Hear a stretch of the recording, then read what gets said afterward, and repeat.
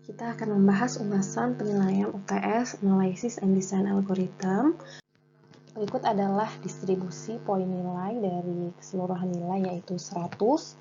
Yang pertama di nomor 1, poin A itu 10, poin B 10, poin C 10. Jadi total poin maksimal untuk nomor 1 adalah 30. Kemudian di nomor 2, poin A 10, poin B 10, poin C 10. Sehingga total maksimal poin untuk nomor 2 adalah 30. Kemudian untuk nomor 3, poin A 20 ya, ini bobot yang paling tinggi daripada yang lain gitu ya. Kemudian di bagian B poinnya 10, di bagian C poinnya 10. Sehingga maksimal poin untuk nomor 3 adalah 40.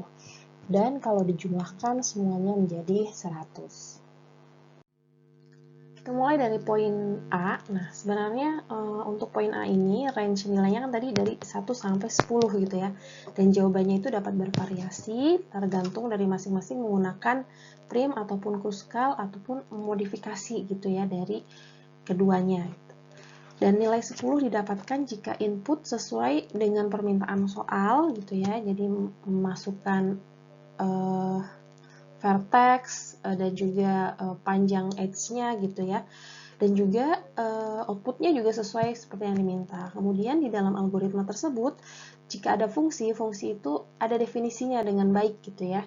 Misalnya ada sebuah fungsi tapi tidak ada pseudocode-nya, maka itu agak mengurangi gitu dari nilainya. Kemudian alur juga terdefinisi dengan baik ya, jelas gitu runutan algoritmanya. Kemudian nilai 7-9 ini tergantung dari kondisi masing-masing pseudocode.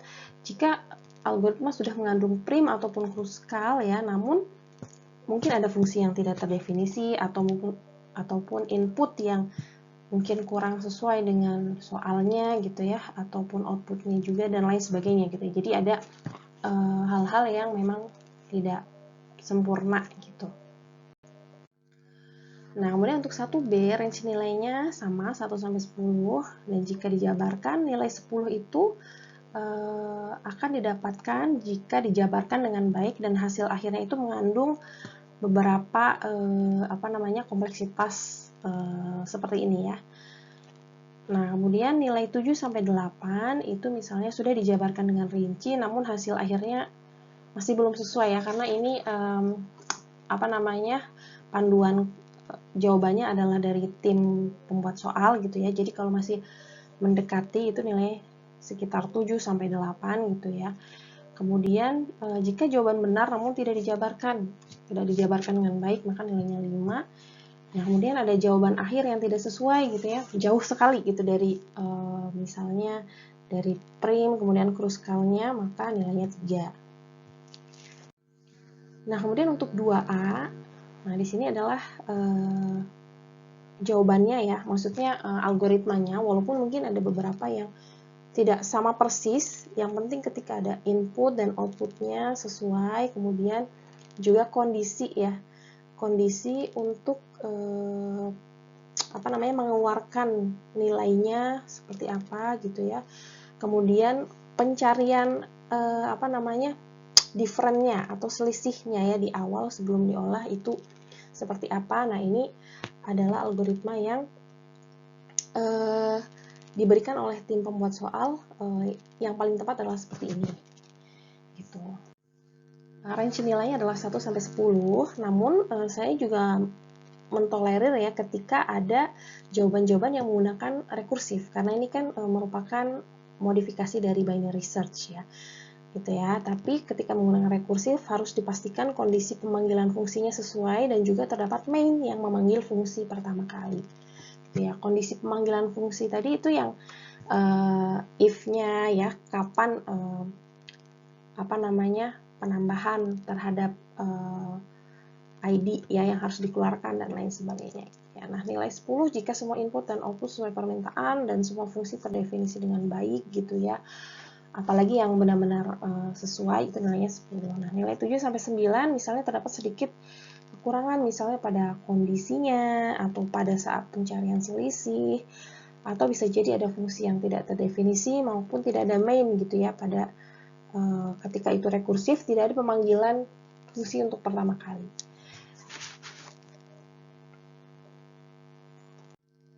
Nah, untuk nilai yang 2B ini range-nya 1 sampai 10. Jika dijabarkan dengan baik ya, dan hasil akhir mengandung log 2n, dan log 2n ini ya, log n ini berasal dari mana, itu ada gitu ya asal usulnya, maka nilainya 10. Nah, yang ke-8, jawaban benar namun belum menjelaskan secara baik ya log n itu berasal dari mana, karena log n ini sudah muncul ya pada soal gitu. Nah, nilai 5 jawaban benar namun penjelasannya kurang detail. Kemudian nilai 3 jika terdapat penjelasan namun jawaban tidak benar. Ada sih beberapa saya menemukan jawaban yang tidak log n, padahal di soal itu sudah diminta untuk diarahkan ke situ gitu ya, log n. Nah, kemudian ini untuk jawaban 3A sebenarnya jawabannya sangat tidak terlalu panjang ya. Namun ini bobotnya lumayan besar. Nah, ini yang ada yang saya berikan bold, ini adalah kondisi ya untuk menemukan gitu ya. Menemukan yang mana yang harus dikeluarkan gitu. Berasal dari sini ya, untuk pendefinisian per kolom tabel itu true atau tidak gitu ya. Dimana di awal semua tabelnya itu false dengan ukuran tabelnya adalah ini ya, ukurannya ini.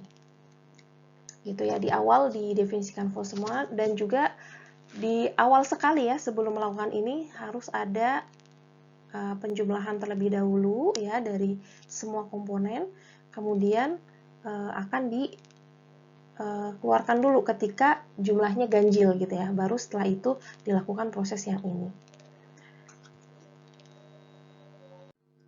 Untuk range nilai pada bagian 3A itu 1 sampai 20, di mana nilai 20 itu didapatkan bagi yang tepat menggunakan array satu dimensi untuk pengerjaannya ya, sesuai dengan apa yang diberikan dari tim pembuat soal. Di sini saya juga tidak mewajibkan ya harus menggunakan tipe data boolean untuk masing-masing kolomnya, bisa menggunakan ya beberapa jawaban saya temukan menggunakan 0 dan 1. Nah, itu nanti akan menjadi filter dikeluarkan yes atau no gitu.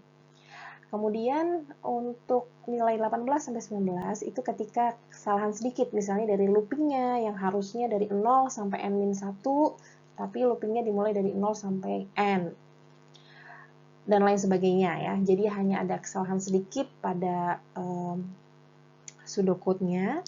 Kemudian nilai 15-17 itu misal terjadi kesalahan lebih dari yang sebelumnya, tapi masih dapat ditolerir, misalnya pada kondisi atau posisi looping, atau jumlah loopingnya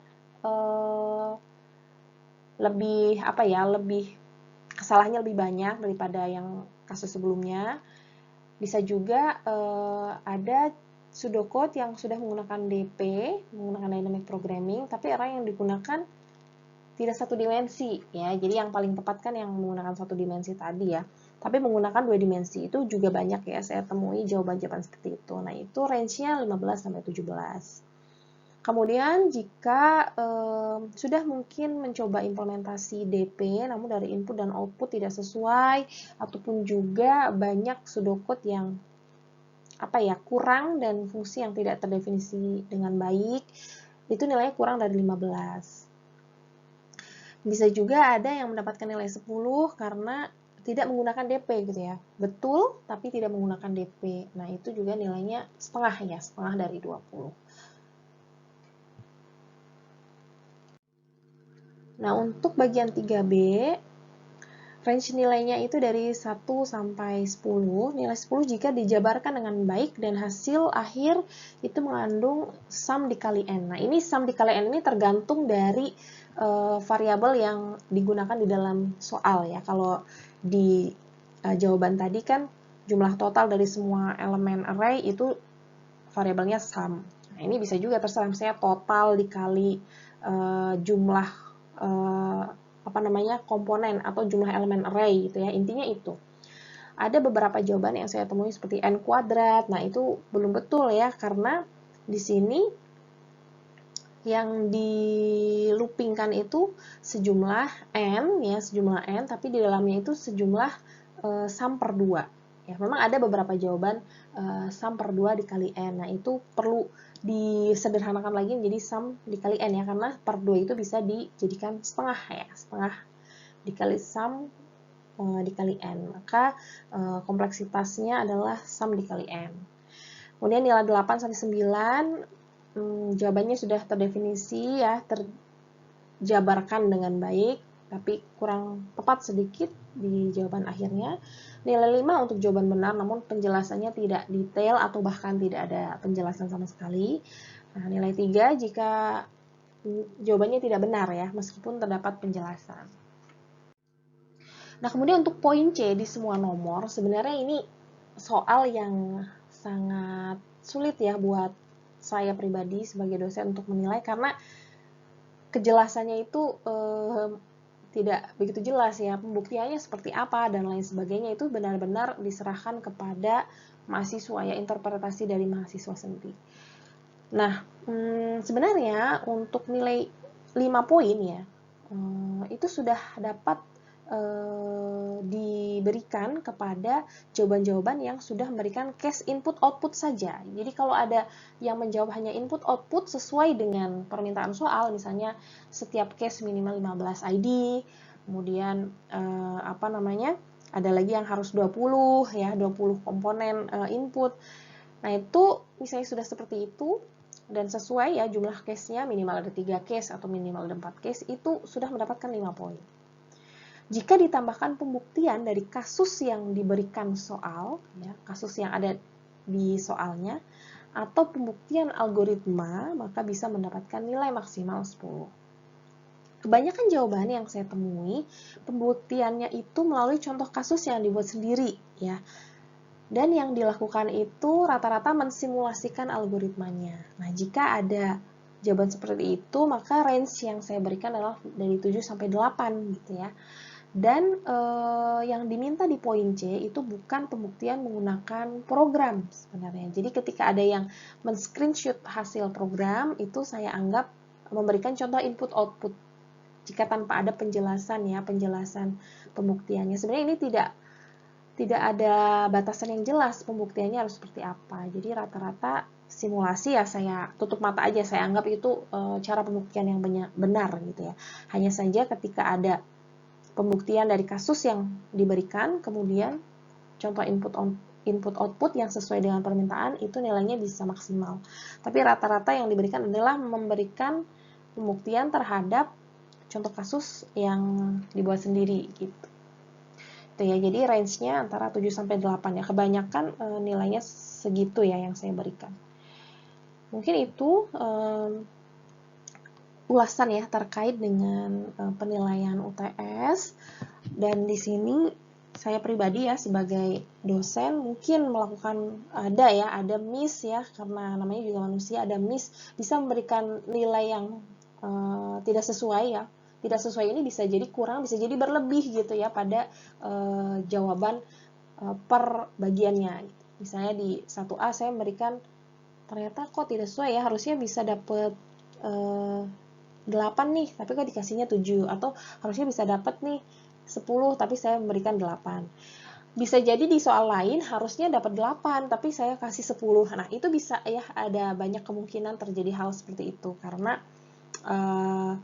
lembar jawab yang saya baca itu sangat banyak, sehingga memungkinkan adanya miss seperti itu. Maka ini saya berikan ulasan seperti ini, mudah-mudahan bisa perjelas kenapa masing-masing mendapatkan nilai yang didapatkan. Nanti lembar jawab juga saya bagikan, mungkin bisa sambil cross check ya. Tapi harapan saya bisa jadi cross checknya adalah tadi ya, karena kesalahan yang mungkin saya lakukan bisa memberikan jawaban lebih banyak, bisa memberikan nilai lebih dari yang seharusnya, atau memberikan nilai yang kurang dari seharusnya. Sehingga saya memberikan waktu masing-masing untuk memeriksa kembali ya jawaban dan penilaian saya, dan ya bisa mengajukan tinjauan ulang juga terhadap jawabannya, tapi ya itu kemungkinannya bisa jadi kalau ada yang saya kasih lebih atau saya kasih kurang ya sama-sama saya cek lagi. Mungkin itu mudah-mudahan bisa menjawab pertanyaan dari para mahasiswa semua. Silahkan mengevaluasi lagi atau meng-cross check kembali ya jawabannya yang sudah saya berikan ke masing-masing ketua kelas.